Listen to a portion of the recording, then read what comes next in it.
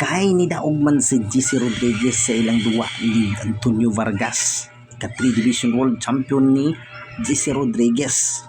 Madayon na ba ang gikahinaman sa tanan nga GC Rodriguez versus Naoya Inoue, or mas nindot nga si Casimero ug Inoue? Atong tanahon ang highlights aning duwa mga idol. So let's go. Tanaw na to giun sa pagpatumba ni GC Rodriguez gining si Antonio Vargas.